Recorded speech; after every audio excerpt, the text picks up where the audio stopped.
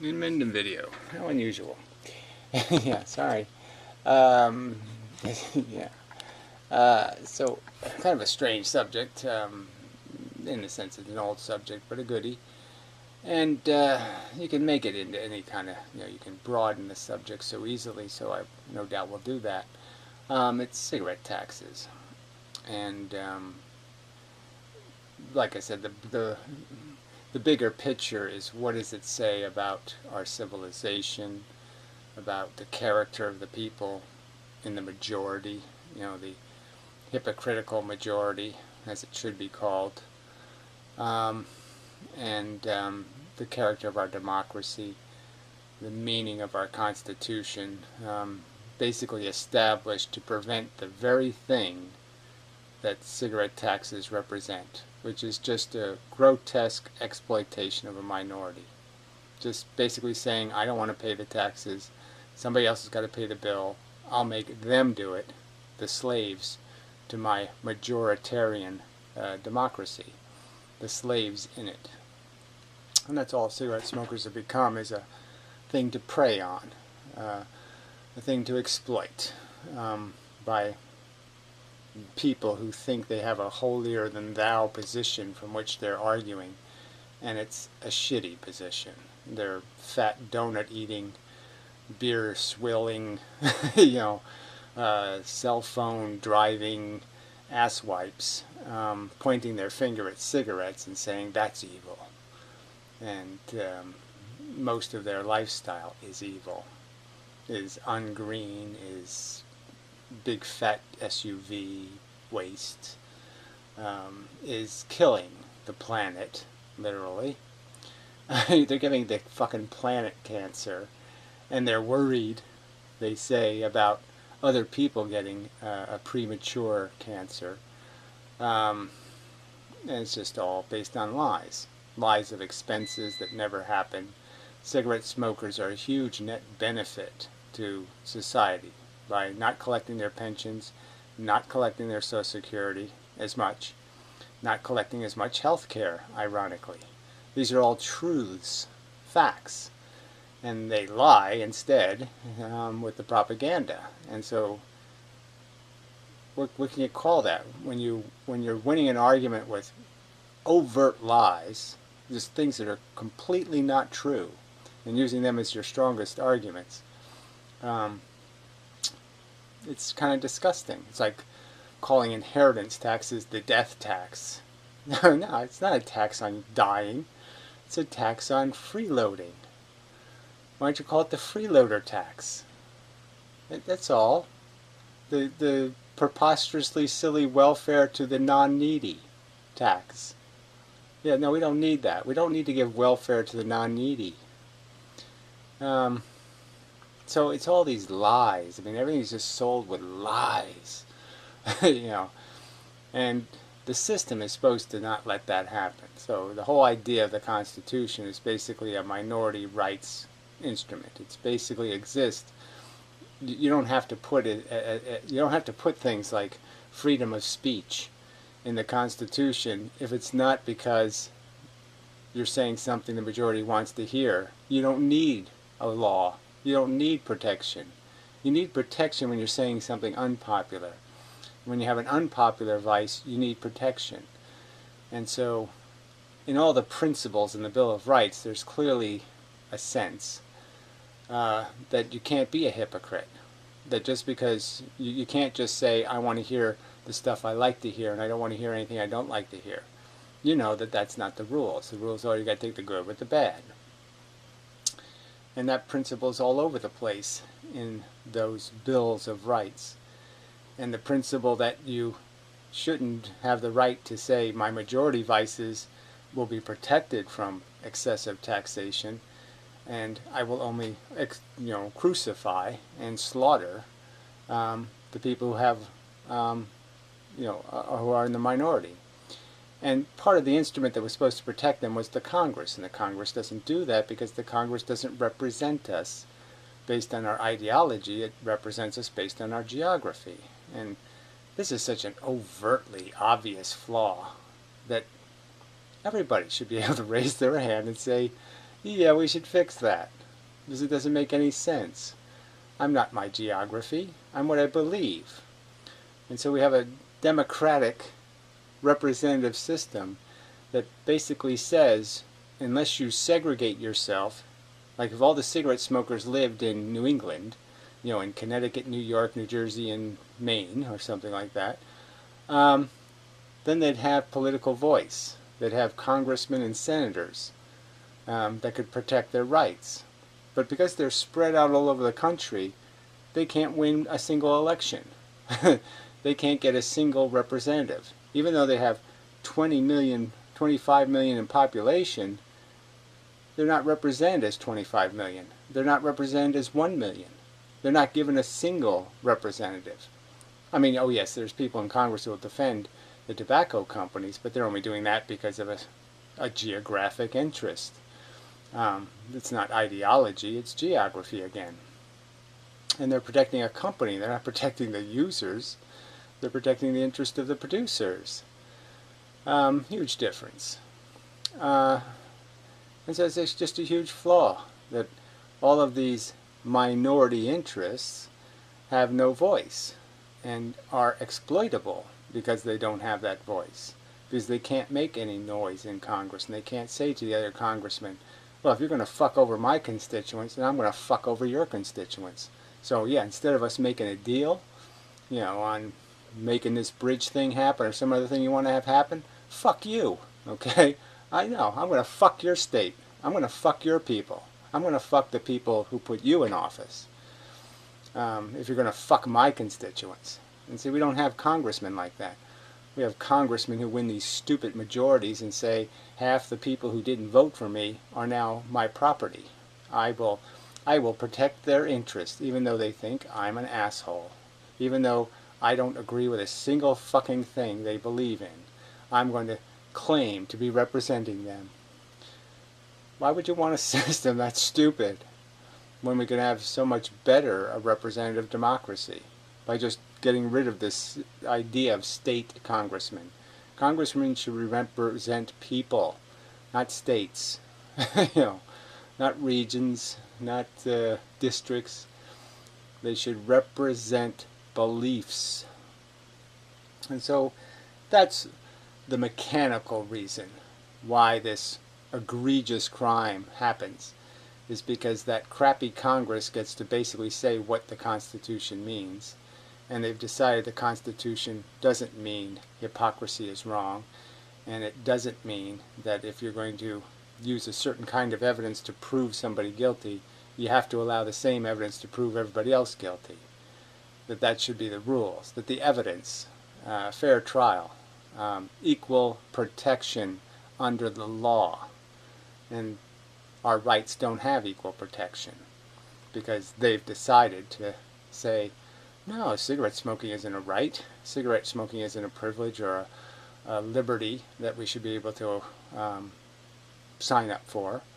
And again, I'm not defending cigarette smoking, so don't get me wrong. I would have laws against minors smoking. Anybody who gave a minor a cigarette would pay a fine, and then do it twice, you go to jail, the whole thing. Quite draconian. No kid should be addicted to cigarettes. They shouldn't be able to get enough of them to ever become addicted to them. That's a truth. And that we should make sure happens. And because this is a vice. But there's a bunch of people addicted. And so that's another one of these things where, oh, wait a minute, they haven't heard that nicotine is addictive? In laboratory experiments, more addictive than heroin with laboratory animals. The minkies and the rats, when deprived of two addictions, a heroin addiction and a nicotine addiction, when they get to go and get the stuff, get a fix, they go to the nicotine first. Yeah, that's right. It's that bad. So it's, you're going to plead ignorance. Oh, I don't know what addiction is. I've never heard of that word. But I'm going to sit there and exploit people who are addicted and just keep increasing the taxes on something because I know they'll, mortgage the house to buy their cigarettes. I know how bad they'll need them and that they'll pay the fee. to get them because they just can't quit. And they haven't heard about all the people who have quit and ended up, falling off the wagon. These are facts, and they just pretend they're not true. They pretend it's, oh no, I don't have to accept that I'm tormenting and torturing people with these taxes, and especially poor people. Most of the smokers are poor people. It's an ignorant man's addiction, no doubt about it. But like I say, most of them got addicted when they were kids, and you can't fault everybody for that. But again, there's prosecution, when all you have to do is grandfather the old addicts out. Let them die with their stupid habit, and just try to prevent anybody from acquiring the stupid habit. Now that's an admirable thing to do. That's saving the children. But don't pretend it won't cost you more money in the long run, because it will. Don't say, we're going to save money doing that, because you're not going to. You're going to lose money. If you save everybody, guess what? Social Security doesn't work anymore. There's the whole thing that makes it work, is that people pay into it who collect nothing out of it. They die before they collect the money. That's what makes it financially sound. You need people to die early, or the system won't work. Idiots. I'm sorry, but these are just the facts, and no one cares. And so that's the bigger picture, right? So the system, the Congress should be able to protect us, but it can't because it's not representative. The Constitution, was written by smart men, and basically says it. It could say it more explicitly. It certainly could say something better than equal protection under the law. Could make it more explicit that you can't persecute a minority. Supreme Court decisions have said that. So they've basically said you can't do what they're doing now. And they've basically overturned those previous decisions that made it clear that you can't have double standards, that you can't treat a minority vice differently than you treat a majority vice. That was an established principle, and they've broken it, with political maneuvering. And that's all. So the Constitution is only as good as the men who are protecting it, and obviously they're no good. They don't give a shit about the principles. They just give a shit about the politics. And pleasing the majority is good politics. And that's the sad, pitiful, disgusting truth. And so the majority is rewriting the Constitution one article at a time, degrading it one little bit at a time, because that majority influence creates political influence, and the political influence rewrites the document. And slowly but surely, the hypocritical majority is rewriting the Constitution. So we don't have a Constitution to protect us. We don't have a Congress to protect us. And then we have to fall back on the character of the human civilized being. One expects in a civilized country that people can recognize, I see, I am being a hypocrite. I can see it is kind of bullshit for me to say, I'm entitled to a mortgage deduction, but the renter isn't entitled to a rent deduction. That's just hypocrisy. Why am the renter's in a worse position than I'm in, and I'm going to treat him more worse? Can that make any sense? No, it can't. But the problem is the majority then has to say, oh, wait a minute, but that's not in my personal interest. And that's all these assholes are saying, is what's in it for me? So every law just comes by them and they just go, what's in it for me? Because they got no fucking compass of principle. Principles don't fucking matter to these assholes called humans. And unfortunately they think they're intelligent humans, which is even a bigger joke. Or they think they're civilized fucking humans. A bigger joke. When they really they don't even understand the word civilization. Because what it means is civilizations are made by people who understand broken things don't get fixed by not fixing them. You have to fix something that's broken, or it doesn't get fixed. That's what a civilized human understands. And that sometimes the fix isn't going to be personally convenient, but it's better for the overall function. In the end, it will be better for everyone. in the end it'll have long-term gain for a little bit of your short-term pain. And that's the truth. And we're not even really talking about that, right? We're talking about an overt theft. It just has to do with just saying the taxes have to be paid. I don't want to pay them. I want him to pay them. And they're not even thinking a tiny bit better than that. So that's how far off principle this is. It's such an overt cheat and theft, by pie eating, soda drinking, meat eating, heart attack victims. And that's all part of the faked evidence, is every woman who ever got lung cancer and smoked, they blamed it on the cigarette.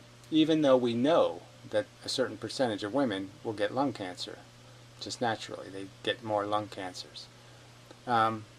So the facts, again, who cares?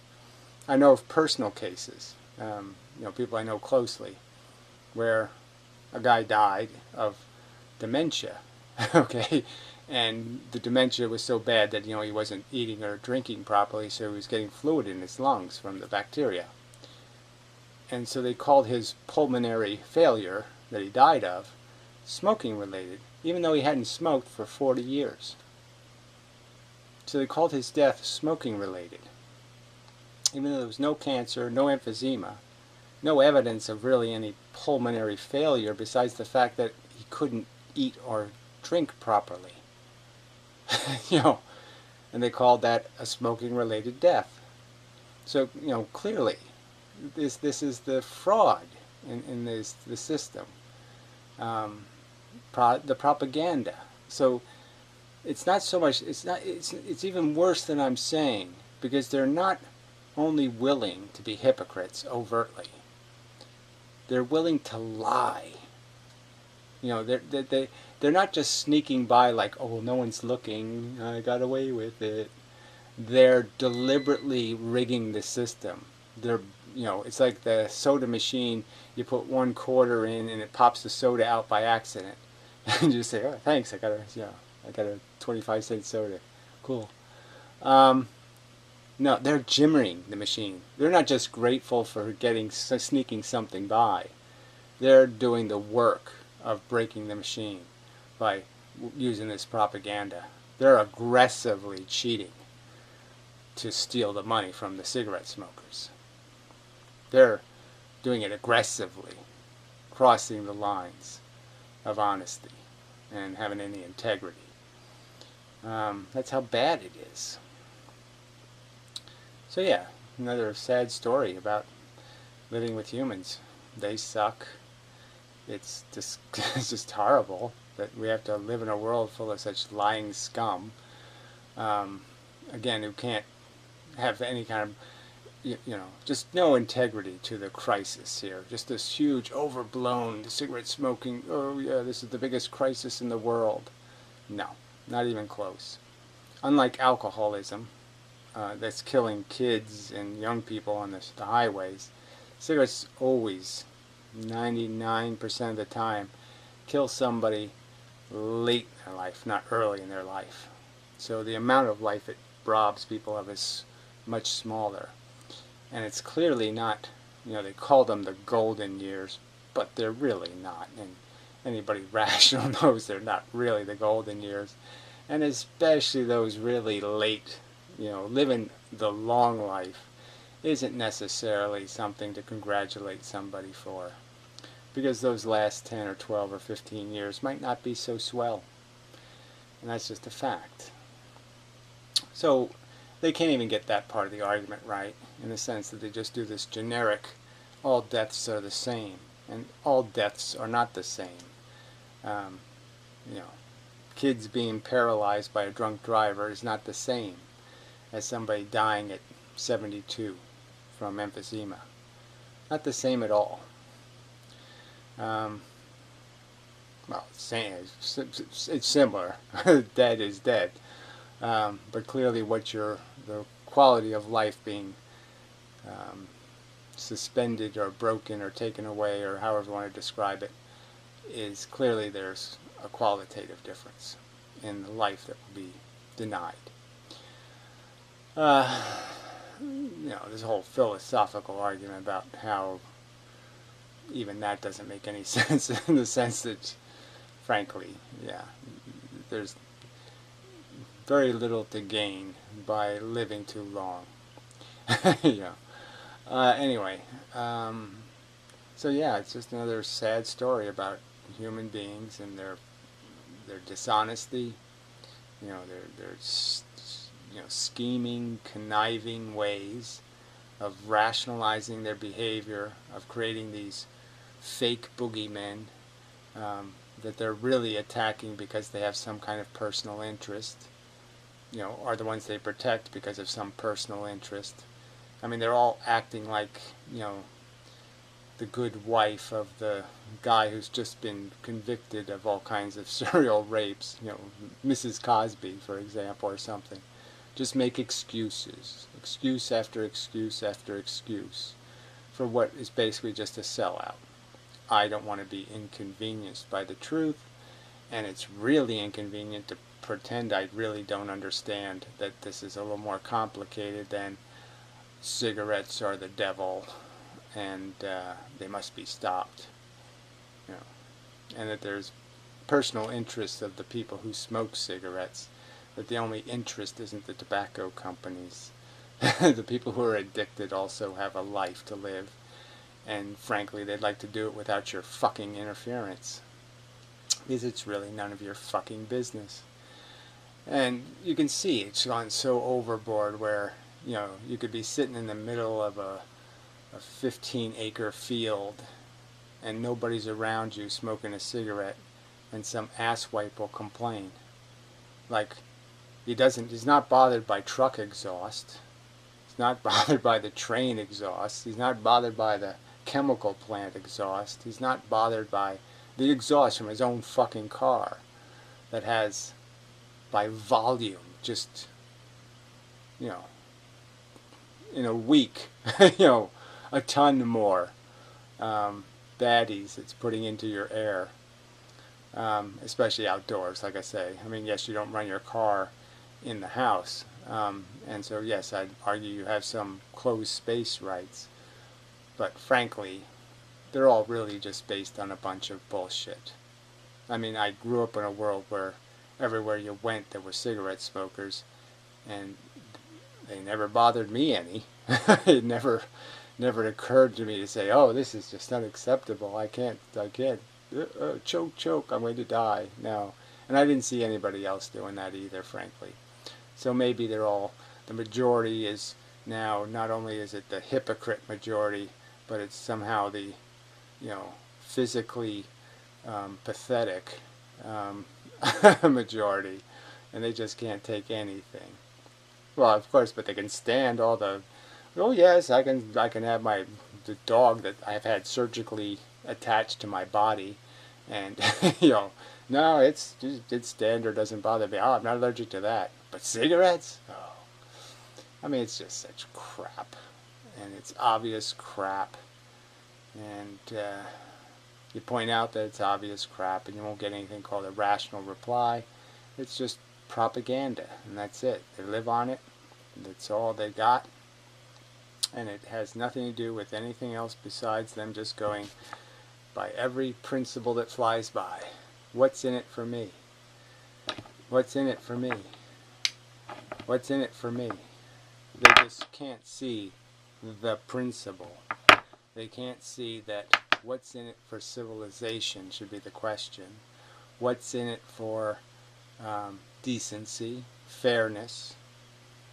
Fairness you shouldn't be going, when the fairness principle comes by, you shouldn't be going, what's in it for me? That's being totally obnoxious. You can't possibly understand the principle of fairness if you're going, what's in it for me, as you judge the implications of fairness. I mean, shit. So yeah, people just fucking suck. The majority of people are fucking assholes. Fucking assholes. Lying, cheating, conniving, self-interested cheaters. They're fucking weaselly, lying cheaters. And it sucks. but somehow we have to make a world with them in it. You can't kill the majority. Probably. So we have to somehow find a way to fix it with the breakers still in the game, and with most of the people being breakers. So somehow the fixers have to work around this huge liability, the cancer of the majority, this tumor of stupidity and selfishness growing on the human condition.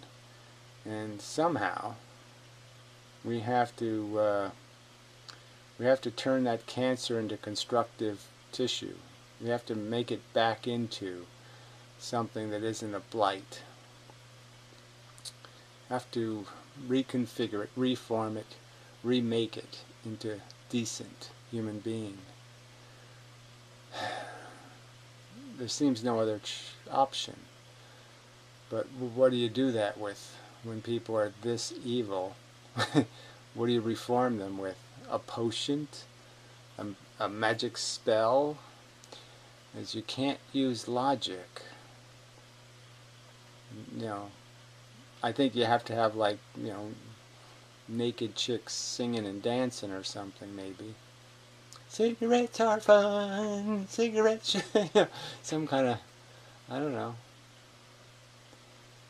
But again, it's really not about cigarettes. It's about all the principles that are being fucked over by all these fucking hypocrites. So, there. Rant number 3,684,491.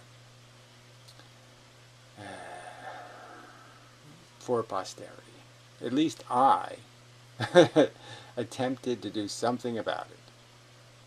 By at least pointing out, this is the problem, now we gotta have a solution.